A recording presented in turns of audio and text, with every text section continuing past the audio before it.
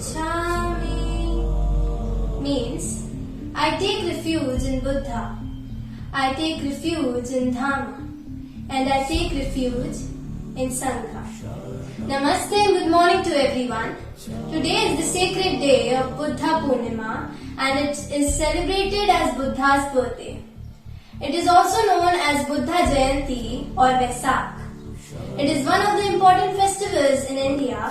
However, it is also widely celebrated in different countries with their respective traditional ways. Devotees visit temples by wearing white clothes. Kheer is prepared by the devotees. Fruits, flowers and candles are offered to the Buddha statue. On the eve of Buddha Purnima, devotees sprinkle scented water and milk to the Bodhi tree. Buddha Purnima commemorate the birth and enlightenment of Gautam Buddha. This festival is a sign of peace as Lord Buddha taught us the importance of spirituality. We, the Saint Marians, are going to celebrate this sanctified day with you all. Now let us move forward and shed light on Gautam Buddha's life. Gautam Buddha, one of the greatest sages teachers of the world. Gautam Buddha, also known as Siddhartha, was born about 2500 years ago. He was the founder of Buddhism. He gave the message of truth, peace, equality and humanity and also called the light man of Asia. Buddha was born in 567 BC in a royal family in Lumbini near Kapilavastu in the foothills of Nepal. He is a Kshatriya prince. His parents were Sudodna and Mayadevi. At the age of 18, he was married to Yashodhara and had a son named Rahul. When he was a young man, he roamed outside his palace. The sight of an old man, a sick man and a dead person had a deep impact on him and completely changed his life. He was very disturbed and sad. And then he saw a calm-looking hermit who was unaffected by the suffering and misery around him. And then he also decided to become a hermit. He left his palace and comfort to gain true happiness.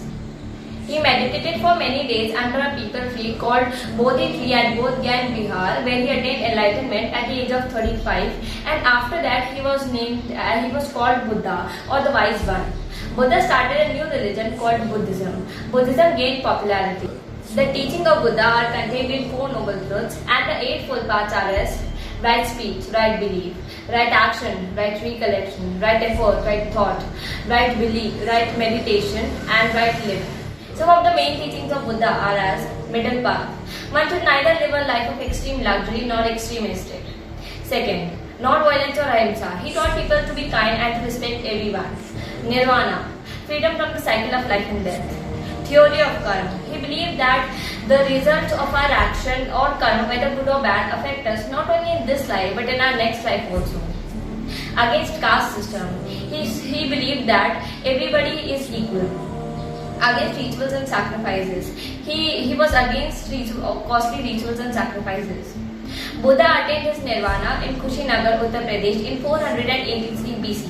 Thank you. So now, to inculcate values given by Lord Buddha, here are some wonderful quotes that we all should follow in our lives. Making 100 of friends is not a miracle. The miracle is to make a single friend who will always stand by your side even when hundreds are against you. 4 things you can't take over in life. First, a word after it's said. Second, an opportunity after it's missed.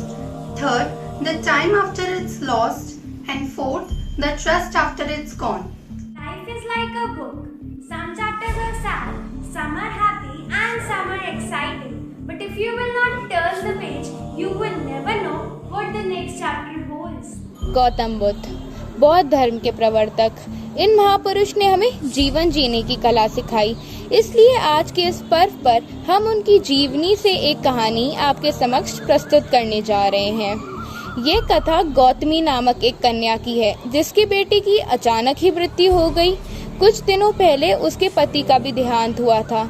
उस पर तो जैसे दुख का पहाड़ ही टूट पड़ा हो। लोगों ने इसे सलाह दी कि वह बुद्ध के पास जाए, वह बड़े दयालु हैं और उसके मृत बेटे को फिर से जीवन दे देंगे। तो इसी सोच में वह बुद्ध के पास पहुंची। मेरे पुत्र को सांप ने काट लिया है, कृपया कोई चमत्कार कर दीजिए ताकि ये वापस ठीक हो जाए, ये फिर से बोलने और चलने लग जाए। तुम्हारे बच्चे को मेरे सामने लेटा दो। हाँ, मैं इसे जीवित कर दूंगा, लेकिन उससे पहले तुम्हें मेरी एक शर्त पूरी करनी है। अपने बेटे के लिए जान भी दे सकती हूँ। यह एक बहुत छोटी सी शर्त है। मैं कभी बड़ी मांग करता ही नहीं। तुम बगल वाले गांव में जाओ और कहीं से सरसों के दाने ले आओ, फिर मैं तुम्हारे पुत्र को जीवित कर दूंगा। लेकिन हाँ, बस ये याद रखना, सरसों के दाने जिस घर से आ रहे हैं उधर किसी की मृत्यु ना हो। महिला दौड़ी दौड़ी गांव गई। सभी के घर में सरसों तो थी, परंतु एक भी ऐसा घर नहीं था जहां किसी की मृत्यु न हुई हो। तब उसे समझ आया, मृत्यु तो होनी ही है और इससे बचने का कोई उपाय नहीं। इसलिए अब वह बुद्ध के पास लौटी। सरसों के दाने कहाँ हैं? मैं आपके संदेश को जान चुकी हूँ। मेरे को ये पता चल चुका है कि ये जीवन नश्वर है। आज मेरी बेटी की मृत्यु हुई थी, पहले मेरी पति की मृत्यु हुई थी और कल मेरी भी मृत्यु हो जाएगी। मैं मरने से पहले मृत्यु को पार कर लेना चाहती हूँ। मैं नष्ट नहीं होने वाले जीवन का साक्षात्कार करना चाहती हूँ। प्रभु, तुम्हें भेजने का उद्देश्य यही था कि तुम जाग जाओ, समझ जाओ कि मृत्यु और जन्म तो सच्चाई है, इसे कोई नहीं बदल सकता। मृत्यु तो सबके नसीब में है। बुद्ध और गौतमी की कथा हमें अपनी मृत्यु को याद करने का मौका देती है। वह हमें याद दिलाती है कि हम भी इस धरती पर हमेशा के लिए जीवित नहीं रहेंगे। इसलिए अच्छा होगा कि हम अपने जीवन के हर एक पल को जागते हुए जिएं, सब कुछ महसूस करते हुए जिएं। बेहोशी में ही अपने जीवन को ना व्यतीत करें। अपने अभिमान, अहंकार, पद, पैसे और ताकत की दौड़ में न रहें, बल्कि प्रेम, दया और करुणा से भरकर हर पल को पूरी गहराई में जीते हुए अपने कीमती जीवन व्यतीत करें। आशा है हमारी ये प्रस्तुति आपको पसंद आई होगी। धन्यवाद। गौतम बुद्ध हमें सिखाते थे, असल जीवन की सबसे बड़ी विफलता है हमारा असत्यवादी। धन्यवाद। अज्ञानी आदमी एक बैल के समान है जो ज्ञान में नहीं आकार में बढ़ता है। महात्मा गौतम बुद्ध का अनमोल वचन।